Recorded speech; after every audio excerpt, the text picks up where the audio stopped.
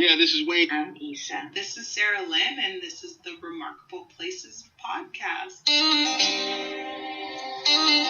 Hello, and welcome to episode 15 of the Remarkable Places podcast. I'm your host, Dee Batiste, and today my guest is Natasha Gibson.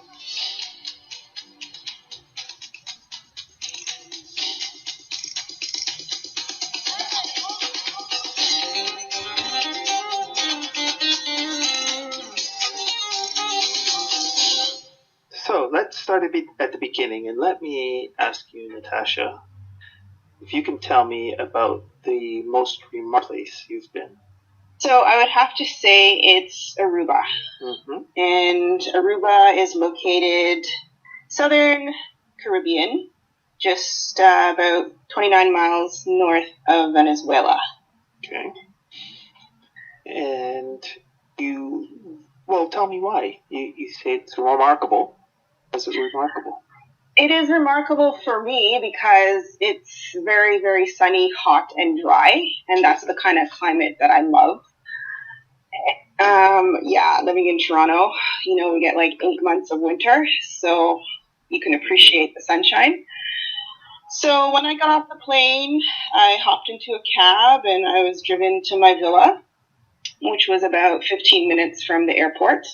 And it was right on Eagle Beach, so, you don't have to travel far to go to the beach in the morning or whenever. It's right there.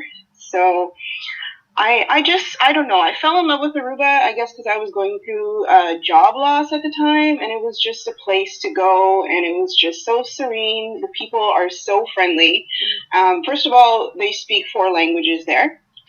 So everybody there speaks 4 languages. So that includes English, Papiamento, which is their local language, Dutch, and Spanish. So, I have always wanted to learn Spanish. I know a little bit, but I was able to practice a little bit my Spanish here and there. And so, they have a huge culinary scene there too. So all of their dishes reflect their culture. So, and there's a wealth of restaurants all over the place. In the touristy areas in Palm Beach, you can go out for dinner there. Which is not included. Like if you stay at a resort, obviously most people pay for, all-inclusive, but they have restaurants that you can go to as well to dine at, and those ones can be kind of pricey, anywhere from $60 to about $100 for 2 people with, apps, mains, and wine. But if you go to local restaurants, it's a lot cheaper, it's more of a casual, relaxed experience, and you can do that as well. So I don't know what it was about Aruba. I just fell in love with it. Just the people, the climate, very laid back, very easygoing. You have shops downtown, which is a little bit cheaper than the touristy shops at Palm Beach. And the beaches are they're plentiful there, and they're also all public. So you can go to any beach on any resort, and you can't use the lawn chairs, but you can go to the restaurants, buy food, you can chill on the beach, you bring your own towel, nobody bothers you. And there's lots of tourists and locals too, so you don't have to worry about wristbands and, being shut out of a resort because it's all public. So my favorite beach is Eagle Beach. It's very clean, white sand, salt water. You can see the catamarans going out into the sunset in the evening. And it's a 7-mile beach, so it covers a lot of ground. And there are a lot of villas and low-rise hotels that are on that beach too. So Eagle Beach is in between downtown and Palm Beach, so it's a good location. Right. And so you spent a lot of time on the beach? I would say that I would wake up in the morning, have my tea or smoothie, and then hit the beach, and then probably come back and have something to eat around lunchtime, and then go back to the beach for a bit, maybe another 2 hours, and then go do something else. So it's really hot during the day, so a lot of people are actually not shopping or out and about. until about 5 onwards. That's when people start going out and running errands and, going to dinner, going to tours, that kind of stuff, because it is tremendously hot during the day. And I tried it. I went downtown during the day one day just to see, and I was like sweltering. And just like going in between stores just to get air conditioning. Not your idea of a good time. Not exactly. So I learned my lesson. Right. So you're saying there's a great culinary scene down there. What's your favorite type of food that you sell in Aruba? I would say seafood. Mm-hmm. So there's this local restaurant that I went to in Savanita called Z Rover. And that was about a 35-minute drive from my villa. I had one of the guys at the hotel drive me, and I would just pay him. So we went there, you choose your fish or, catch of the day, whichever one you want. You can look at it in the freezer too, they have it. And I guess you tell them how you want it made, if you want it fried or steamed. And then you just go wait at one of the picnic benches by the water because it's right on the water. They have umbrellas. It's a very cool place. You can see the fishing boats along the side too. Mm-hmm. And they have drinks and stuff in the bar. And you can actually see them making your food, which is great. And then they bring it out for you in like a basket and with some sauces. So I had the fried fish and I had some shrimp. It's very tasty and it's a lot of food. And you can see the sunset there. And you can go like lunchtime or any time of the day or the evening. I think they're open until 9 p.m. So it's a really good local vibe. And then, I had a lot of seafood. I had some paella at a restaurant. I think it was called the Redfish restaurant. So that was really good. It was a good portion and, it has shrimp and, seafood, which is good. I'm trying to remember. Oh, and there was another restaurant I went to in Palm Beach and I had seafood again. It was the first time I ever had sea bass. Oh, okay. Yeah. So a sea bass is nice. It is. It's very tasty. It's a small portion, but it's really good. So I was impressed by that. Yeah. So you like Aruba so much. It was so remarkable. You decided to go back. I did. Yes. I try to go just before spring because it's a slower time and prices are a bit cheaper at that time. Mm-hmm. So like May, June. And second time I went actually was I think New Year's Eve. So that was pricey, but I ended up staying at an Airbnb and then I just, I paid like $900 for the flight because of the time of year. But then I sort of made up for it with the Airbnb. So the Airbnb that I stayed at was about 5 minutes from the airport, but then it was further away from the beach that I like. So I ended up having to pay like maybe $12 per ride there and back, which was a bit of a snag, $12 US, but oh well.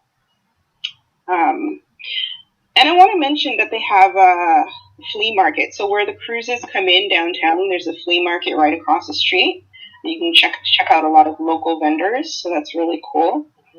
And then there's a free trolley that you can hop on and hop off of downtown, in the downtown core. So that takes you to more local stores at the back, not high-end or anything like that, if you want to do some shopping. And then they have your popular stores as well by the harbor. And the tours, so the tours that I took the full day island tour on a coach bus that had AC. So because it's so hot, I didn't want to be sweltering all day. So I did that and took you all over the island. Took you to like the northern coast where they have this popular lighthouse. And there's a restaurant at the lighthouse. We didn't eat, but we just stopped just to see the view. And then we went to this very old church, and that was, I think it was the first church that was built in Aruba. It's very, very small. It looks like a tiny house, as a matter of fact. So I went inside, sat in the pews, and then another thing I noticed, there's a lot of wild aloe that grows everywhere. So I actually broke a piece off and rubbed it on my skin just to soothe my skin because, being out in the sun so much. And someone said, oh, you shouldn't do that. You could have a reaction. But I took my chances because, hey, it's aloe. Yeah, I thought aloe is known for Yeah, that. exactly. And I didn't have any reaction. It was fine.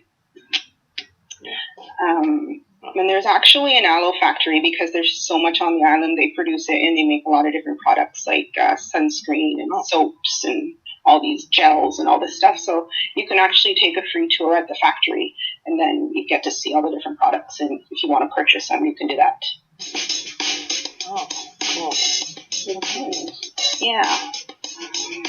And there's other tours too. Like there's a party bus tour if you want to, go bar hopping and go to a restaurant with a bunch of people from all over the world. They pick you up wherever you are, and then you spend like a 3-hour evening tour doing that. So I did that, and very lively because they play music on the bus. It's like a school bus, and it's all decorated on the outside, and I don't think there are any windows, or I'm thinking all the windows were open because I don't remember doors that much. Right. Yeah, so that was pretty cool too. So you get to see the sunset by the ocean. And then, meet people from all over the world. There's a lot of Americans. There's a lot of Europeans. Not so many Canadians. There's only 3% Canadians that actually go there out of, all of the tourist population. I read that in one of their local magazines. And they have a lot of festivals there. And that surprised me. So they have an annual food truck festival. They have a music festival there in June. And they have a Soul Beach music festival, which I went to last year. And that was at Harbor Square. And there were a lot of people there. I would say thousands of people there. And I got to see John Legend and LMA perform with a few other local performers too. So that was nice. That was the highlight of my trip. So tell me, when are you heading back? Well, I wanted to go in June this year to see the music festival and to see, their lineup. Oh. But I don't think that's going to happen because of COVID. So, yeah, it'll probably be postponed, and I'll just keep an eye out as to when that's happening. But, yeah, I mean, I'm always down for Aruba. It's a direct flight from Toronto, 5 hours. So that's nice. And I just like the whole island. I mean, I think when I go back, I would like to go for a longer stay, maybe 2 weeks, and maybe even rent a car because they actually drive on the right-hand side of the road like we do here in Toronto. Mm-hmm. They don't drive like the British do. Right. So I think I'd be able to handle that, even though I don't like driving on vacation. But if I go for a longer time, I think I might want to do that rather than paying cabs to go everywhere. Yeah. And then maybe even check out the ABC Islands. So Bonaire. What is it? Aruba, Bonaire, and Curacao. Mm-hmm. So just B and C to go. Nice. Yep. Excellent. Yeah. Well, this sounds great. I can understand why you think it's a remarkable place, and I've not been to Aruba myself yet. I will at some point make it there. And I hope you get back soon. Definitely. Let's see how this pandemic goes. I know. Hopefully there'll be, discounts and promotions when it picks up again. Yeah, that's a very good point. It sounds very likely. Sounds very, very likely. Okay, well, so much for chatting with me today. Thank you. Thank you. Okay, we'll talk to you soon. Cheers. Okay. Bye-bye.